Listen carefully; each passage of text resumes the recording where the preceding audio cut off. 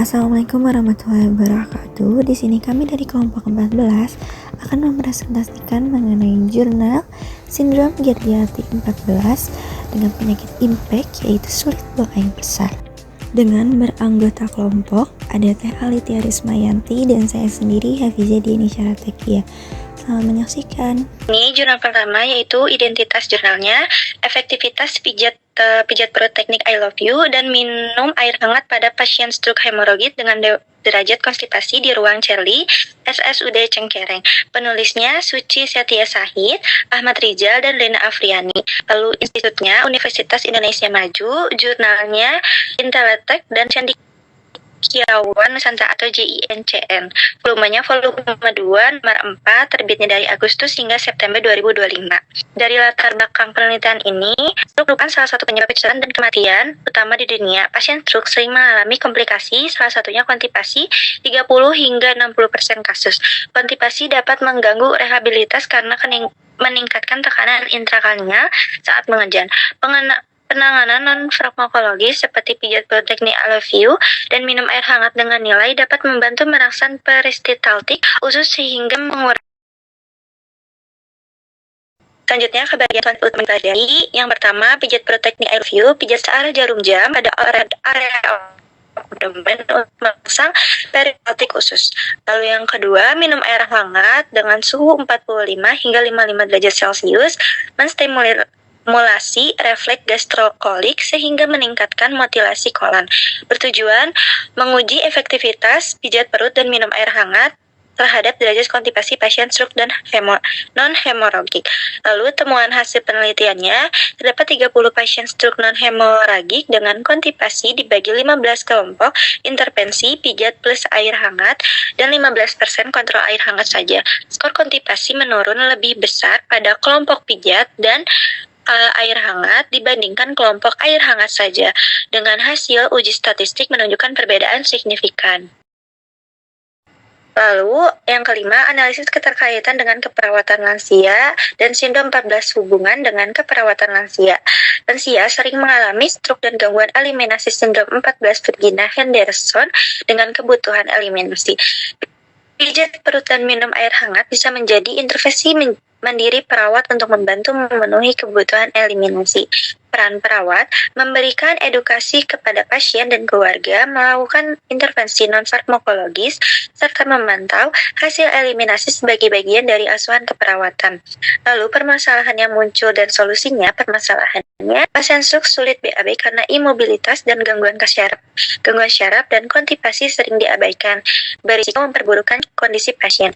Lalu solusi yang diberikan, intervensi farmakologis seperti pijat perut I love you dan minum air hangat, edukasi caregiver agar dapat melakukan pijatan sederhana, lalu integrasi intervensi ini dengan program rehabilitas rutin pasien stroke. Bagian menarik dari jurnal ini adalah memodifikasi waktu pemijatan yang mengikuti ritme sirkadian tubuh pagi sebelum sarapan dan 2 jam setelah makan siang, yang terbukti lebih efektif membantu proses eliminasi. Lalu refleksi diri bagi perawat dan mahasiswa, penelitian ini memberikan wawasan bahwa peran perawat tidak hanya berfokus pada pemberian obat, tapi juga pada intervensi non-farmakologis sederhana, murah, dan efektif. Dan belajar bahwa teknik perut review bisa diajarkan ke keluarga pasien sebagai bentuk perawatan mandiri. Hal ini memperkuat pemahaman saya bahwa perawat berperan penting dalam membantu pasien lansia cukup mempertahankan fungsi eliminasi yang sehat. Untuk jurnal selanjutnya akan dibacakan oleh rekan saya. Di sini ada jurnal yang kedua. Judulnya itu Pengaruh air rebusan daun pepaya terhadap konstipasi lansia, studi kasus di Panti Sosial Tresna Werda Budi Mulia 2 Cengkareng. Penulisnya ada Yulianti dan Najma dari Fitkes Universitas Esa Unggul Jakarta. Jurnalnya dari Indonesia Jurnal Perawat dan volumenya volume 2 sampai 6 nomor 1. Lalu yang kedua ini ada ringkasan latar belakang penelitian konstipasi adalah masalah umum pada lansia akibat melemahnya mobilitas usus besar, kurang asupan serat cairan, aktivitas fisik, serta pengaruh obat-obatan. Lansia yang mengalami konstipasi dapat mengalami penurunan kualitas hidup. Daun pepaya mengandung enzim papain dan serat kasar yang dapat membantu melancarkan dekafasi. Penelitian ini bertujuan mengetahui pengaruh air rebusan daun.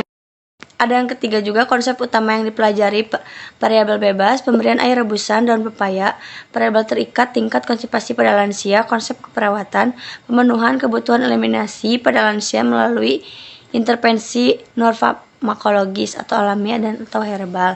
Lalu yang keempat, ada temuan hasil penelitian responden 39 lansia rata-rata 8,3 tahun, mayoritas perempuan. Sebelum intervensi, 66,7% lansia mengalami konstipasi kronis. Sesudah intervensi, konstipasi kronis menurun menjadi 28,2%, konstipasi sedang meningkat jadi 2,78%.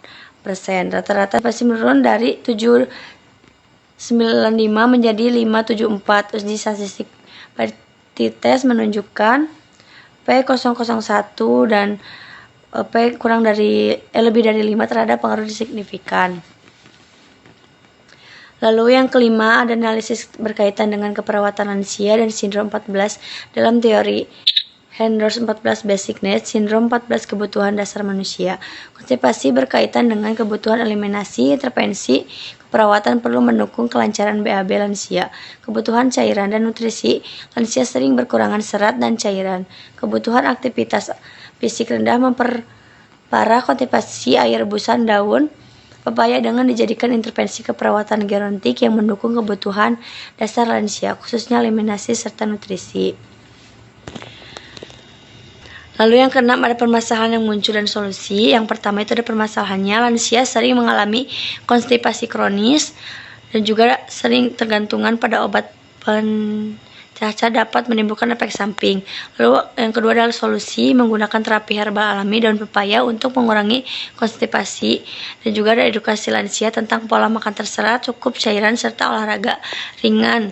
Dan juga ada perawat dapat monitor efektivitas intervensi non-farmakologis ini. Lalu yang ketujuh, bagian menarik dari jurnal bagian menarik adalah metode sederhana penggunaan air rebusan daun pepaya 100 gram. Daun pepaya direbus dengan 2 liter air sehingga tersisa separuh, lalu diminum 250 cc per hari selama 3 hari. Intervensi ini mudah diterapkan dan terbukti efektif menurunkan konstipasi tanpa efek samping berbahaya. Lalu yang kedelapan, refleksi diri keperawatan. Sebagai mahasiswa keperawatan, jurnal ini memberikan wawasan bahwa masalah konstipasi pada lansia tidak hanya dapat ditangani dengan obat-obatan medis, tetapi juga dengan pendekatan alami dan sederhana seperti rebusan daun pepaya. Hal ini menegaskan pentingnya kerepetian dan sesuai dengan budaya masyarakat. Saya belajar bahwa perawat berperan penting dalam mengedukasi lansia agar kebutuhan dasarnya terpenuhi, khusus eliminasi, nutrisi, dan hidrasi. Cukup sekian presentasi dari kelompok kami, semoga bermanfaat. Saya tutup. Assalamualaikum warahmatullahi wabarakatuh.